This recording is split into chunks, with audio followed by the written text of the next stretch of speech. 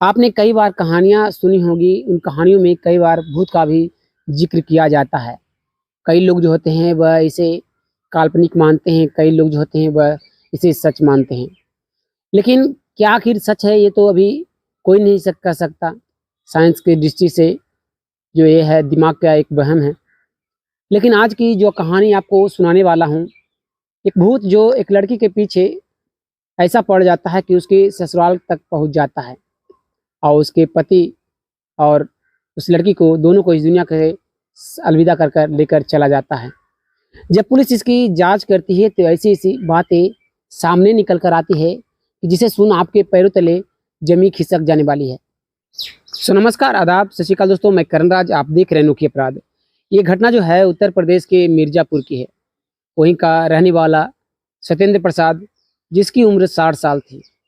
सत्येंद्र प्रसाद की पत्नी सुनीता देवी, जो कि 5 साल पहले इस दुनिया को छोड़कर चली गई थी लॉकडाउन के दौरान। सत्येंद्र प्रसाद के 2 बच्चे होते हैं, एक बेटा और एक बेटी। बेटी सुचित्रा, जिसकी उम्र 28 साल थी और वह अपने ससुराल में बेहद ही खुशी से रह रही होती है। और बेटा सोनू, जो कि अभी पढ़ाई कर रहा होता है, उम्र 28 साल थी। दिन गुजरते हैं, दिन गुजरने के दौरान जो परिवार था बहुत ही खुशहाली भरी चल रही होती है। जो सत्येंद्र प्रसाद था वह हरियाणा के फरीदाबाद में एक ऑटो पार्ट्स के फैक्ट्री में काम किया करता था। उसे वह जितने पैसे कमाता, वह अपने बेटे सोनू को बेहतर शिक्षा दिलाने की कोशिश कर रहा होता है। लेकिन दिन जो था वह गुजर रहा होता है। जो सत्येंद्र प्रसाद होते हैं वह काफ़ी ज़्यादा बुजुर्ग हो जाते हैं। वह अपने गांव में रहने के लिए चले आते हैं। जो सत्येंद्र प्रसाद होते हैं वह देखते हैं कि उनके बेटे की उम्र जो है वह काफ़ी बढ़ रही है, लेकिन जो उनका बेटा है वह शादी करने को राज़ी नहीं हो रहा है। वह अपने बेटे सोनू के पास पहुंचते हैं हॉस्टल में और कहते हैं, बेटे तुम्हारी पढ़ाई जो है वह कब तक चलेगी? क्यों ना तुम शादी कर लो, घर में जो है वह कोई अगर महिला आ जाएगी तो घर वह संभालेगी, घर में अच्छा रहेगा। कोई महिला रहेगी तो घर का देखभाल भी सही से करेगी। जो सोनू होता है वह कहता है कि पिताजी कुछ दिन और रुक जाइए, मैं शादी कर लूँगा, आप जिससे कहोगे, मेरी नौकरी लग जाने दीजिए। लेकिन सत्येंद्र प्रसाद जो थे वह जिद करते हैं कि वह काफ़ी बुजुर्ग हो चले हैं, उसे शादी कर लेनी चाहिए, उसकी भी उम्र बढ़ रही है। जो सोनू था वह अपने पिता की जिद के आगे वह हार मान जाता है और वह कहता है, ठीक है पिताजी, आप जैसी भी लड़की से शादी कराओ, लेकिन जो वो लड़की हो वह सुंदर हो। जो सत्येंद्र प्रसाद होते हैं वह कहते हैं, ठीक है बेटा, मैं बहुत ही जल्द कोई ऐसी लड़की की तलाश करता हूँ और अपने सभी रिश्तेदारों के पास फ़ोन कर कर बता देता हूँ। क्योंकि जो सभी रिश्तेदार हैं वह बार-बार फ़ोन कर कर पूछ रहे हैं कि तुम अपने बेटे की शादी कब करोगे, कब करोगे? और तुम हो जो कि शादी करने के बार-बार मना करते हो। जो सत्येंद्र प्रसाद होते हैं अपने बेटे की पूरी बात को सुनकर वह वापस गाँव आते हैं और अपने सभी रिश्तेदारों के पास धीरे-धीरे कॉल करना शुरू कर देते हैं। कुछ दिन बीतने के बाद जो सोनू होता है उसके फूफा कॉल करते हैं कि मेरे गांव के एक लड़की है जिसका नाम अंजलि है। खूबसूरत दिखने में है लेकिन उतनी पढ़ी लिखी नहीं है। वह बहुत ही पूजा पाठ में लगी हुई रहती है, धार्मिक है। जैसे ही सत्येंद्र प्रसाद इस बात को सुनते हैं वह कहते हैं कि मेरे बेटे का जो पसंद है बस वैसा ही रहना चाहिए, मेरे बेटे को वो लड़की पसंद आनी चाहिए। जो सोनू के फूफा होते हैं वह कहते हैं कि आप अपने बेटे के साथ आकर एक बार लड़की को देख लो, उसके बाद शादी की बात जो है वह आगे बढ़ाएंगे। जो सत्येंद्र प्रसाद थे वह अपने बेटे सोनू के पास कॉल लगाते हैं और सारी बातों से अवगत कराते हैं कि उसके फूफा जो है वह कॉल किए थे कि उसी के गांव में एक लड़की है जिसका नाम अंजलि है। वह उतनी पढ़ी लिखी नहीं है, लेकिन वह दिखने में एक बेहद ही खूबसूरत है और वह एक धार्मिक है। वह पूजा पाठ पर काफ़ी ज़्यादा ध्यान दिया करती है।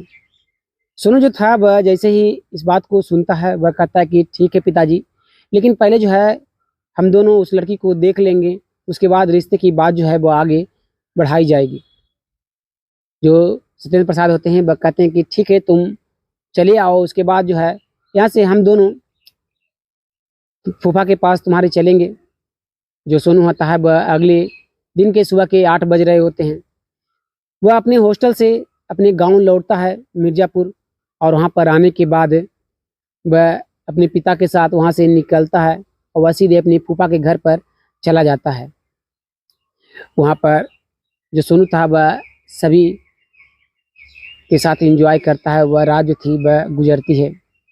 सुबह के 6 बजते हैं। जो सोनू की बुआ थी वह पूरे पकवान पकाती है और सभी को खिलाती है और सभी के मुंह मीठा कराती है और कहती है कि रिश्ते की बात होने जा रही है। जो मुंह मीठा हो जाएगा तो रिश्ता जो है वह सही से लग जाएगा, लड़की भी तुम्हें पसंद आ जाएगी। जो सोनू था वह मुस्कुराता है और वह अपने घर से बाहर घूमने के लिए निकल जाता है। करीब 1 डेढ़ घंटे बीत जाने के बाद जो सोनू था वह अपने घर वापस आता है तो उसके पिता कहते हैं कि बेटे, काफ़ी देर से तुम्हारा हम लोग इंतज़ार कर रहे हैं कि तुम कब लौट कर आओगे। उसके बाद हम लोग अंजलि के माता पिता के पास जाएंगे। इतना कहते हुए जो सोनू के फूफा थे वह और जो सत्येंद्र प्रसाद थे सोनू के पिता, वह दोनों और सोनू एक साथ निकलते हैं और अंजलि के घर पर पहुंच जाते हैं। अंजलि के घर पर पहुंच जाने के बाद अंजलि के माता पिता से बात की जाती है और रिश्ता जो था वह वहाँ पर तय कर दिया जाता है। रिश्ता तय हो जाने के बाद जो सत्येंद्र प्रसाद था वह कहता है कि मेरा बेटा एक बार आपकी बेटी अंजलि से बात करना चाहता है, कुछ पूछना चाहता है। जो सोनू था वह मुस्कुराता है। जो अंजलि के पिता थे वह कहते हैं कि कोई बात नहीं, आज के मॉडर्न ज़माने में ये सब नॉर्मल है। सभी लड़के लड़कियां जो है वह शादी से पहले एक दूसरे को जानना चाहती हैं। जी जाओ बात कर लो। जो सोनू होता है वह वहाँ से उठता है और अंजलि के पास जाता है। दोनों एक दूसरे से बातें करते हैं। दोनों की बातें मिलती है। दोनों हंस हंस कर बातें करते हुए वह कहते हैं कि शादी के बाद जो है वह तुम्हें क्या चाहिए गिफ्ट में। जो अंजलि थी वह कहती है कि मुझे कुछ नहीं, बस तुम जॉब कर लो, तुम नौकरी कर लो, बस मुझे इतना ही चाहिए और मुझे कुछ नहीं तुमसे चाहिए, बस तुम्हारा प्यार चाहिए। इतना कहते हुए जो अंजलि थी वह मुस्कुराती है और वहाँ से वह अपनी सहेलियों के पास चली जाती है। जो सोनू था वह अपने पिता के पास, अपने फूफा के पास पहुँचता है और रिश्ते की बात होने के बाद शादी का दिन भी फिक्स कर दिया जाता है 10 अक्टूबर को। शादी का फिक्स हो जाने के बाद जो तीनों थे वह वहाँ से निकलते हैं और तीनों आकर घर पर पार्टी करते हैं फूफा के यहाँ। और पार्टी हो जाने के बाद सत्येंद्र प्रसाद और सोनू वहाँ से निकलकर अपने घर चले आते हैं। जो सोनू था वह अपने पिता से कहता है कि पिताजी, मेरी जो क्लास है वह छूट रही है, मैं जा रहा हूँ हॉस्टल में, वहीं पर रहूँगा। जब शादी के दिन नज़दीक आएगा तो मैं घर पर चला आऊँगा। आप जो है वह सारी तैयारियाँ कर लेना। जारे जितने भी झाड़ पाटक के पैसे देने होंगे वह सभी दे कर रखना। जो सत्येंद्र प्रसाद होते हैं वह कहते हैं बेटे, तुम अपनी पढ़ाई कंटिन्यू रखो और तुम जाओ, मैं यहाँ सारा जो है वह देख लूँगा। जो सोनू था इतना सुनता है और वह अपनी जाने की तैयारी करता है। अगले सुबह के ही वह सोनू अपने हॉस्टल चला जाता है। दिन गुजरते हैं और शादी का दिन आ जाता है। शादी बहुत ही धूमधाम से उन दोनों की करा दी जाती है। शादी हो जाने के बाद जो अंजलि थी वह अपने कमरे में बैठकर अपने पति का इंतज़ार कर रही होती है। जो सोनू था वह अपने गांव के दोस्तों के साथ, सभी परिवारों के साथ साथ बाहर बैठकर एंजॉय कर रहा होता है, पार्टी मना रहा होता है। तभी अंजलि जो थी वह अचानक से कमरे से चीखना शुरू कर देती है। सभी घर के जो लोग थे वह अंजलि के कमरे में पहुंचते हैं तो जो अंजलि जो थी वह चिल्ला रही होती है। सभी लोग पूछते हैं कि आखिर बात क्या है, तुम चिल्ला क्यों रही हो, कोई आ गया था कमरे में क्या। जो अंजलि थी वह कहती है कि कमरे में कोई नहीं आया था, बस उस कोने में एक व्यक्ति जो है वह खड़ा होकर हमें निहार रहा था। जो सोनू था वह तुरंत उस तरफ देखना शुरू करता है। चारों तरफ ऊपर नीचे हर जगह देख रहा होता है, लेकिन कहीं भी कोई भी व्यक्ति उस रूम में नजर नहीं आ रहा होता है। सभी लोग सोचते हैं कि शायद जो अंजलि है वह थकी है, इस कारण से उसे भ्रम आया हो, वह सपने देखी हो और वह डर गई हो। इस चीज़ को सोचकर जो सभी घर के जो लोग थे वह कहते कि अंजलि तुम आराम करो। जो सोनू है जो वह अपने पिता के साथ सो जाएगा, लेकिन सभी रिश्तेदार जो थे वह कहते कि नहीं, आज इनकी शादी हुई है, आज इसका सुहागरात है। जो पत्नी के साथ रहेगा तो अंजलि को भी अच्छा लगेगा। जो सोनू था वह उसी रूम में रह जाता है, बाकी सभी परिवार जो घर वाले थे वो अपने अपने कमरे में सोने के लिए चले जाते हैं। उसी रात के करीब 2 बज रहे होते हैं। जो अंजलि थी वह फिर से अचानक से उठकर बैठ जाती है और चारों तरफ देखकर वह रोना शुरू कर देती है। जो सोनू था वह अपनी आंखों को खोलता है और जैसे ही अपनी पत्नी को इस हालत में देखता है वह भी डर सा जाता है कि आखिर बात क्या है, अंजलि जो है वह इस तरह के कैसे को कर रही है।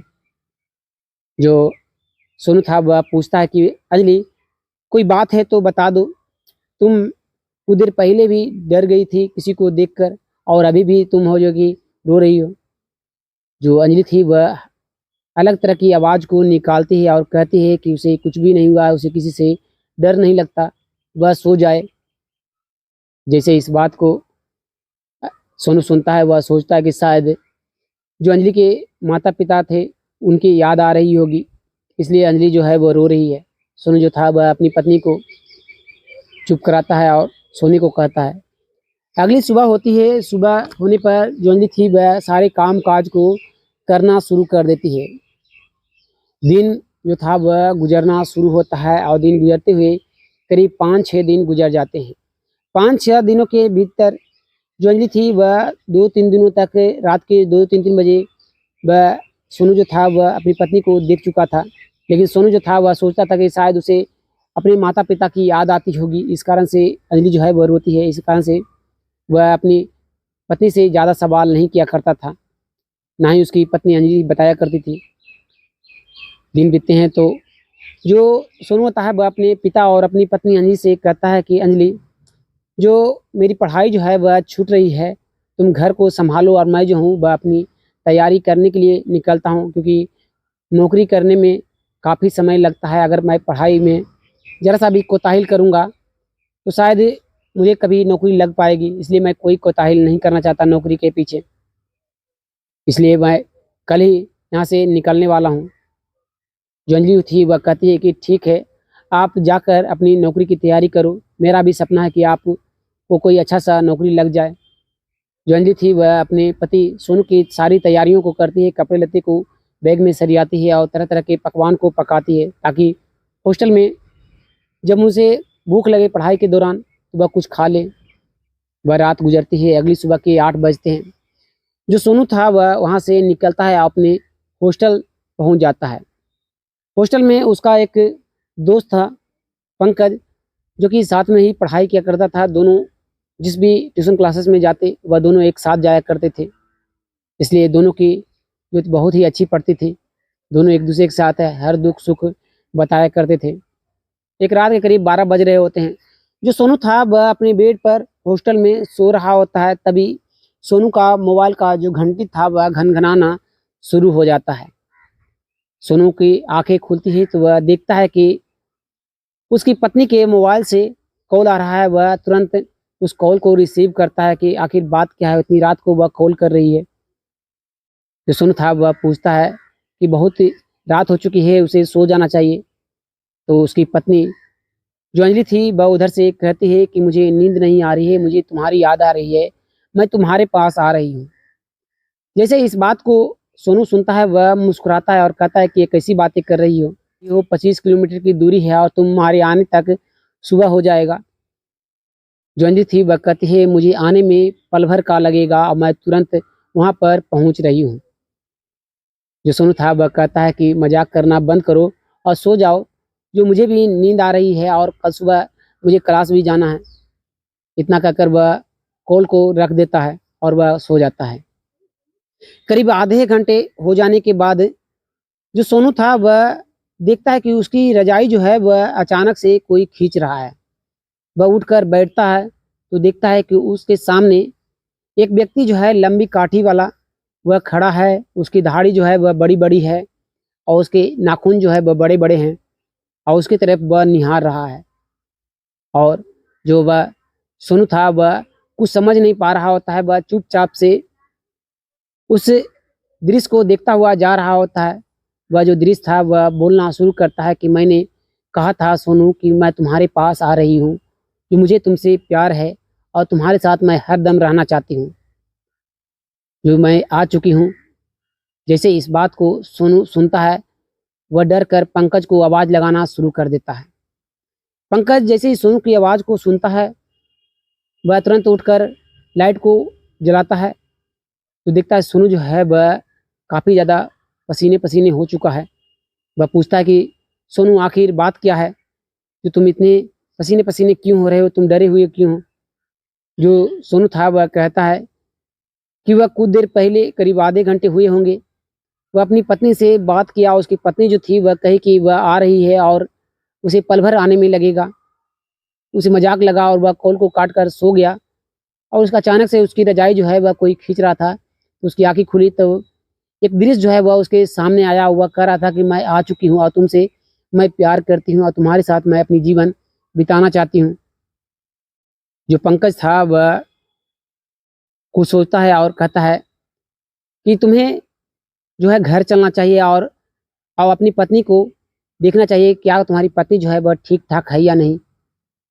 जो सोनू था वह अपने दोस्त की बातों को मानता है और वह तुरंत अपने दोस्त के साथ वह अपने घर चला जाता है। घर जाने के बाद सोनू जो था वह अपने पिता को सारी बातों से अवगत कराता है। तो उसके पिता जो थे वह भी कहते हैं कि जो अंजलि है वह रात में कभी कभार चिल्लाना शुरू कर देती है और रोना शुरू कर देती है। जैसे इस बात को पंकज सुनता है तो वह सोचता है कि शायद उसे किसी प्रकार का मेंटली दिक्कत हो, उसे जो कि हॉस्पिटल ले जाना चाहिए, उसे दिखाना चाहिए। जो सोनू था वह अपनी पत्नी अंजलि के कमरे में पहुंचता है और साथ में पंकज भी उस कमरे में पहुंचता है। तो अंजलि जो थी वह खड़ी थी और उन दोनों को निहार रही थी और पंकज को देखकर कहती है कि क्या तुम्हारा दिन भी खराब आ चुका है, तुम भी मेरे साथ जाना चाहते हो। इतना कहते हुए वह तुरंत वहीं पे से एक तस्वीर को उठाती है और वह अपने ऊपर उस तस्वीर को मार लेती है। जैसे ही सोनू इस चीज़ को देखता है, वह तुरंत अपनी की पत्नी के पास पहुंचता है और तुरंत वह अपनी पत्नी के हॉस्पिटल लेकर पहुंचता है। वहाँ पर सोनू जो था वह अपनी पत्नी की सभी जांच को कराता है, लेकिन डॉक्टर बताते हैं कि अंजलि के दिमाग में ऐसी कोई भी दिक्कत नहीं है, वह बिल्कुल मेंटली रूप से जो ठीक ठाक है, जिसे कोई भी दिक्कत नहीं है। जैसे इस बात को सोनू सुनता है और पंकज, तो जो पंकज था वह कहता है कि दोस्त, मैं जिस गांव में रहने वाला हूं उस गांव में जो कई सारे ऐसे किस्से हुए हैं जिसके पीछे जो है वह भूत लगा हुआ होता है। जो कहीं इसे किसी झाड़ फूक वाले ओझा के पास ले चलते हैं, वहाँ पर देखते हैं। जो सोनू था वह सोचता है कि शायद जो पंकज कह रहा है वह सही कह रहा है। इसलिए जो सोनू था वह अपनी पत्नी अंजलि से पूछता है कि आखिर तुम ऐसा क्यों करती हो, हर रात को रोती हो, कभी तुम कहती हो कि तुम किसी को देख रही हो, कोई ऐसी बात हो जो मुझसे तुम छिपा रही हो। जो अंजलि थी वह अपने पति के चेहरे की तरफ देखती है और कहती है कि आप गुस्सा तो नहीं होंगे, तो मैं एक बात है जो कि आपसे छिपा रही हूँ वह कहना चाहती हूँ। जो सोनू होता है वह कहता है कि मैं गुस्सा क्यों होऊंगा, बस तुम बता दो। जो अंजलि थी वह कहती है कि ये बात साल 2010 की है। उस वक्त एक अफवाह जो कि काफ़ी ज़्यादा फैली हुई थी कि एक पेड़ है जिसका नाम महुआ है, उस महुआ में सटने से भगवान का दर्शन होता था। कई सारी लड़कियां जो थी वह उस के पास पेड़ के पास जाती और उस पेड़ को छूती, तब वह वहीं पर उसे नींद आ जाया करता और वह जब होश में आती तो वह कहती उसे जो है वह कई सारे भगवान को दर्शन की है। इसलिए वह भी उस महुए के पास गई और वहाँ पर पूजा पाठ करने के बाद वह बेहोश हुई। और उसके बाद जब उसके होश आया, उसका जो मन था वह अलग सा लगने लगा और रास्ते में आते वक्त वह एक तालाब पर गई और वहाँ पर अपने पैरों को धोकर वह अपने घर आई। उसके बाद जो था ये सिलसिला शुरुआत हो गया। जो सोनू था इस बात को सुनता है, वह कहता है कि उसके बाद तुम्हारे मायके वालों ने कहीं दिखाया नहीं, कहीं झाड़ फूक नहीं कराया। जो अंजलि थी वह कहती है कि उसके पिता जो हैं वह कई संत साधु के पास गए, कई जगह उन्हें जो है वह उन्होंने झाड़ फूक करवाया, तब जाकर मैं जो हूँ वह काफ़ी ज़्यादा ठीक हुई। पहले तो मुझे काफ़ी जो भूत दिखते थे हर जगह, मैं जाती थी तो मुझे लगता था कि वहाँ पर कोई है, कहीं कोने में है, कभी कोई जा रहा है, कभी कोई आ रहा है, मुझे ऐसा लगता था। सोनू इस बात को सुनता है, अपनी पत्नी को लेकर एक ओझा के पास पहुँचता है। वहाँ पर वह जो ओझा था वह झाड़ फूँक करता है। झाड़ फूँक करने के बाद वह कहता है कि वह कल से ठीक हो जाएगा। उसे एक जो धागे देता है कि धागा उसे अपनी पत्नी को पहना दे। लेकिन झाड़ फूँक हो जाने के बाद उस रात को फिर से जो अंजलि थी वह फिर से वैसे ही कर रही थी, कभी रोना, कभी चिल्लाना शुरू कर रही थी। जो पंकज था वह कहता है कि उसके गाँव में एक पीर बाबा हैं, वहाँ पर उसे क्यों नहीं ले जाना चाहिए, वहाँ पर कई लोग जाते हैं तो वह वहाँ से ठीक-ठाक होकर आते हैं। जो सोनू था वह अपने दोस्त पंकज की बातों को फिर से मानता है कि शायद वह अपनी पत्नी को उसके कहे अनुसार पीर बाबा के पास ले जाए, शायद वह ठीक हो जाए। इसलिए सोनू के साथ सोनू के गाँव में अपनी पत्नी को ले जाता है पीर बाबा के पास। वहाँ पर झाड़-फूँक किया जाता है तो वहाँ पर जो झाड़-फूँक करने वाले व्यक्ति होते हैं वह कहते हैं कि सोनू, तुम्हारी पत्नी अंजलि के ऊपर जो बहुत ही बुरा शैतान जो है वह पीछे लगा हुआ है। इस कारण से तुम्हारी पत्नी का जो शरीर है दिन पर दिन कमज़ोर होता जा रहा है। जो मेरे कहे अनुसार जो है वह अगर वहाँ पर ले जाते हो तो शायद तुम्हारी पत्नी जो है वह ठीक हो सकती है। लेकिन मुझे कम आशा है कि तुम्हारी पत्नी जो है वह अब वापस पहले की अवस्था में आ जाए। जो तुम्हारी पत्नी जो है वह अब काफ़ी कमज़ोर हो चुकी है, शायद वह कुछ ही दिनों का मेहमान हो। जैसे ही सोनू इस बात को सुनता है वह रोना शुरू कर देता है और कहता है कि बाबा, आप जहाँ कहोगे वहाँ मैं अपनी पत्नी को ले जाऊँगा। जैसे भी हो मेरी पत्नी जो है वह ठीक होनी चाहिए। मैं इससे बेहद ही ज़्यादा प्यार करता हूँ। जैसे ही वह बाबा थे वह कहते हैं कि बेटा, यहाँ से 28 किलोमीटर दूर एक पीर बाबा हैं, वहाँ पर तुम ले जाओ, वहाँ पर ले जाओगे तो शायद तुम्हारी पत्नी जो है वह लौट कर वापस उसी अवस्थे में वो आ जाएगी। जो सोनू था वह उस एड्रेस को लेता है और तुरंत वहाँ से पंकज के साथ निकलता है। पंकज जो था वह कहता है कि उसे घर जाना है, घर में काम है, इसलिए वह दोनों जो है वह मोटरसाइकिल से चले जाएं। जो सोनू था वह अपनी पत्नी के साथ मोटरसाइकिल पर बैठता है और वहाँ से निकल जाता है। अगले दिन सुबह के 8 बज रहे होते हैं। पंकज का मोबाइल की घंटी जो थी वह बजना शुरू हो जाती है। वह तुरंत कॉल को रिसीव करता है तो उधर से जो सत्येंद्र प्रसाद थे वह कहते हैं कि जो सोनू है वह इस दुनिया को छोड़कर चला जा चुका है, साथ में अंजलि भी इस दुनिया को छोड़कर चली जा चुकी है। उन दोनों का रास्ते में एक्सीडेंट हो चुका है। जो सोनू था इस बात को जैसे ही सुनता है वह कुछ समझ नहीं पाता। वह कहता है कि जितनी जल्दी हो सके वह तुरंत वहाँ पर पहुँच रहा है।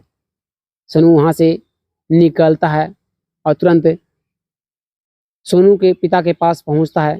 सोनू के पिता एक हॉस्पिटल में ले जाते हैं। उस हॉस्पिटल में अंजलि और सोनू का पोस्टमार्टम हो रहा था। कई सारे पुलिसकर्मी वहाँ पर थे। सोनू जो था वह उस थाने के पुलिसकर्मी को बुलाते हैं और कहते हैं कि आखिर बात क्या है, आखिर कैसे ऐसे हुआ। जो थाने के पुलिसकर्मी थे वह बताते हैं कि रात के करीब 8 बज रहे होते हैं। जो एक गाड़ी थी वह जा रही होती है। वह गाड़ी का जो ड्राइवर था वह काफ़ी ज़्यादा शराब पिया हुआ था और वह इस मोटरसाइकिल में ठोक दिया। इस कारण से इन दोनों जो है वह मौके पर ही इस दुनिया को छोड़कर चले गए। जो पंकज था वह कुछ समझ नहीं पा रहा होता। उसे बार-बार वही चीज़ें लग रही होती है कि कहीं वह जो पीर बाबा के पास वह ले जा रहा था, इस कारण से जो वह भूत है वह कहीं बुरा तो नहीं मान गया। इस कारण से उन दोनों को इस दुनिया से अलविदा अपने साथ कर लेकर चला गया। जो सोनू था वह कई सारी बात को पुलिस वालों को बताता है, लेकिन कई सारे पुलिस वाले होते हैं जो कहते हैं कि कानून जो है वह इन सब चीज़ों को नहीं मानती। इतना कहते हुए पुलिस जो थे वह पोस्टमार्टम होने के बाद उन दोनों की बॉडी को सत्येंद्र प्रसाद के हवाले कर दिया जाता है और उन दोनों को अंतिम विदाई दे दी जाती है। तो दोस्तों, इस घटना के बारे में आपको क्या लगता है? क्या वह भूत था जो सोनू और अंजलि को अपने साथ लेकर चला गया, या फिर यह एक महज रोड एक्सीडेंट था, या फिर सोनू की गलती थी कि इन सब चीज़ों के बारे में जानने के बाद भी वह अपनी पत्नी अंजलि को पीर बाबा के पास शुरुआत में नहीं ले गया? आपको क्या लगता है? कमेंट में अपना राय जरूर दीजिएगा। फिर मिलते हैं एक और वीडियो में। तब तक के लिए धन्यवाद। जय हिंद।